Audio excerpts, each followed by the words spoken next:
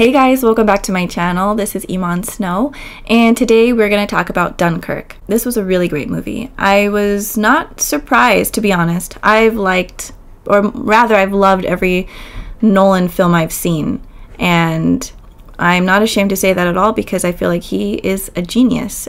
He creates magic, literally. So I'm going to talk about my thoughts and feelings on this movie, and I'll let you know when I get into the spoilers. So if you haven't seen the movie, don't be worried. I'm going to tell you when I'm about to spoil it. Basically, it was the British troops and all the other Allied troops, including the French army, that were stuck on the beach of Dunkirk, and they were trying to evacuate 400,000 men. And at this point, they were pretty much stuck and like sitting ducks on the beach. There was no way out unless they went on to a ship, which again could have been bombed and blown away as well. So it was a very dire situation. So this movie is basically an actual war movie. It makes you feel like you were there. You get to see what it's like. You feel it, you see it, it's filmed beautifully. Being in the movie theater, I was frightened, to be honest. Just the sound alone of the fighter pilots, the jets that were flying overhead, it's just an extremely haunting sound.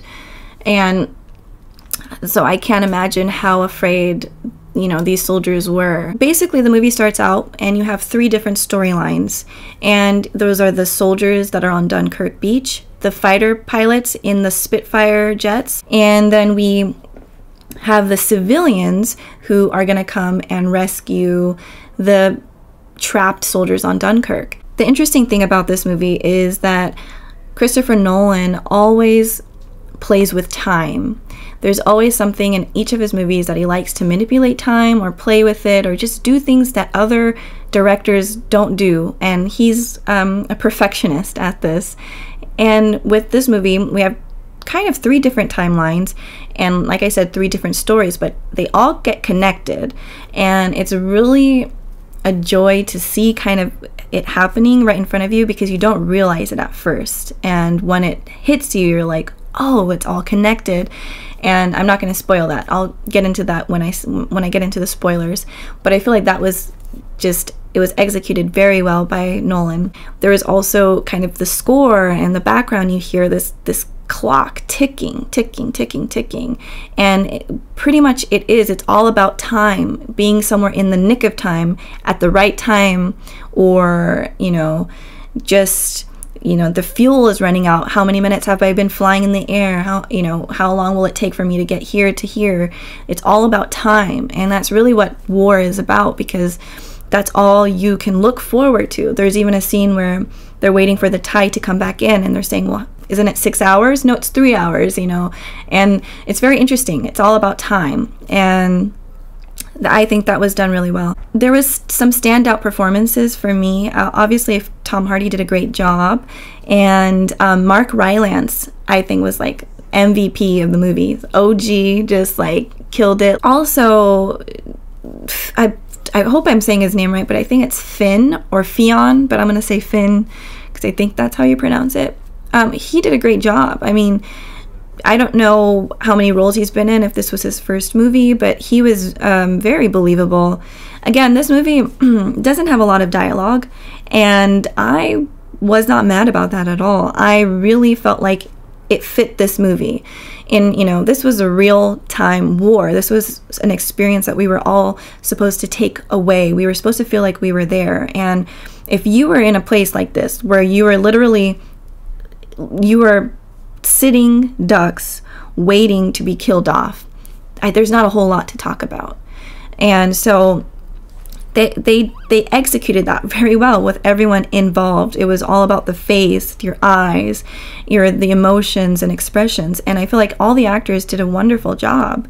And it's just, I don't know, there was a few times in the movie where I was literally like holding my face and like actually terrified because I thought, this was gonna happen. I could see myself there.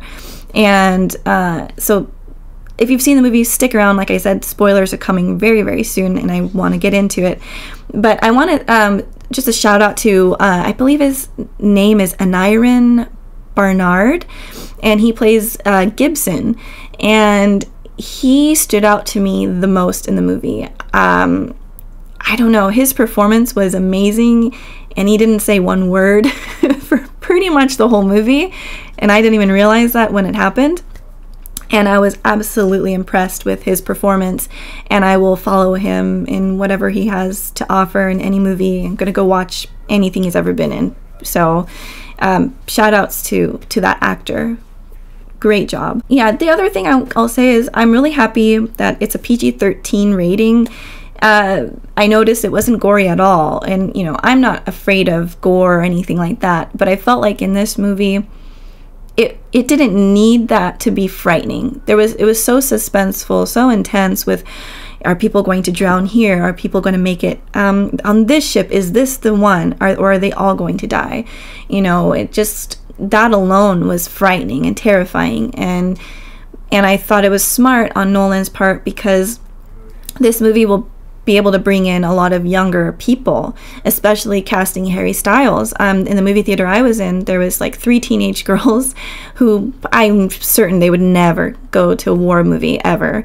So I think it was a very smart idea to bring in Harry Styles, because he would bring in the younger demographic, and I think everyone should see this movie. I think it's a beautiful movie. It's, you know, a true story.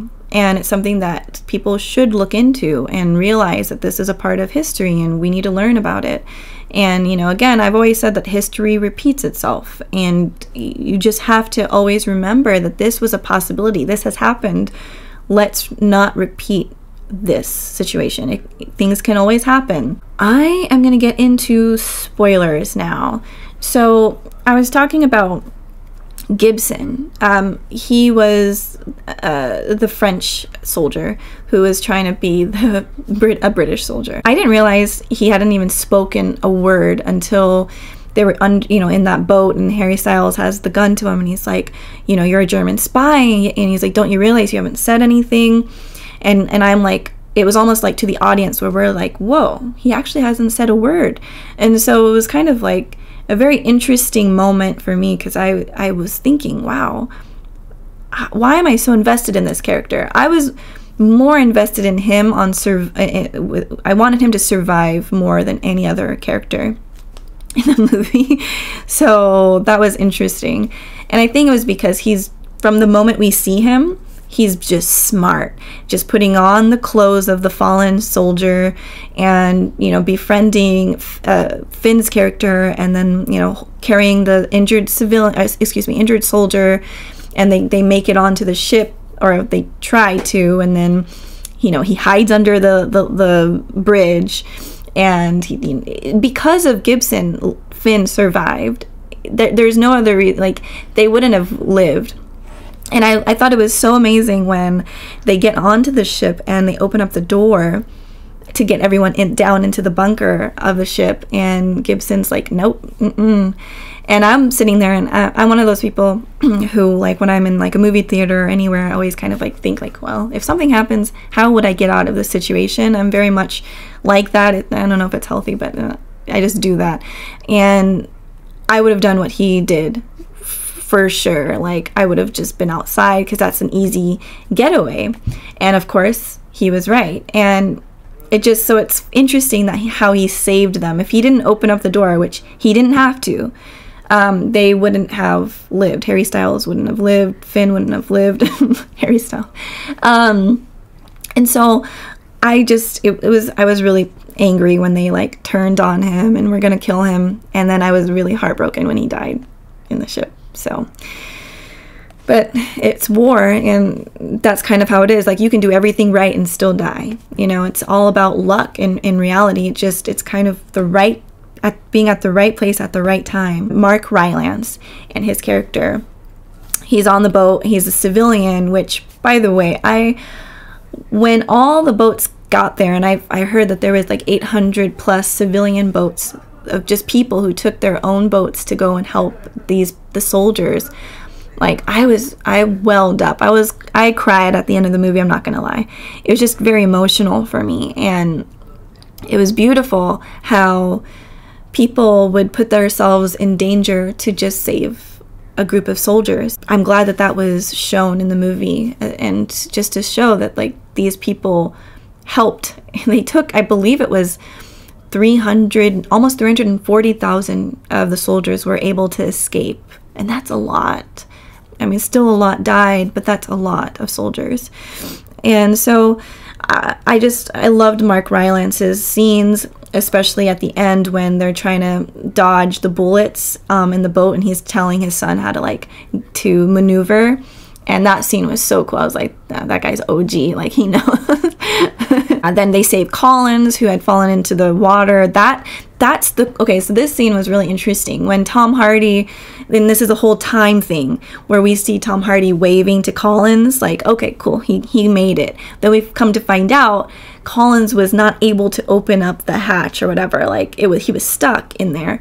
And we see him struggling, and I'm holding my breath. I'm literally like there. I feel like I'm there in this movie with these people. I really like that actor. I'm also going to look into his movies because I don't know if he's done any other stuff or any other roles, but I don't know.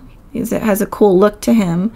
But yeah, Tom Hardy Tom Hardy just makes you feel safe. Like, he's just like, he makes you just feel like warm and fuzzy and safe. Like, if he's there, you know everything's gonna be okay. At the end of the movie, blind gentleman tells him, like, congratulations, you guys did a great job. And Harry Styles' character says, all we did was survive.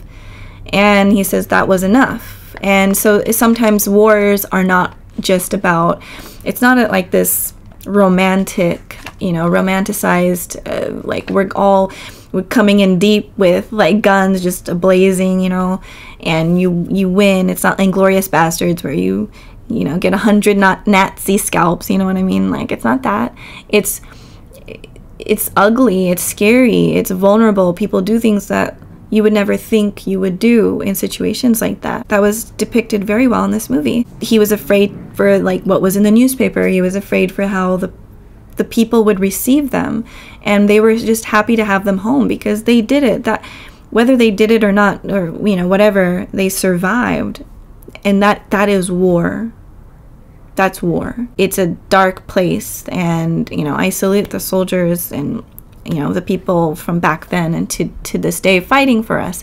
And I can't imagine how it feels, and I salute you guys, so thank you.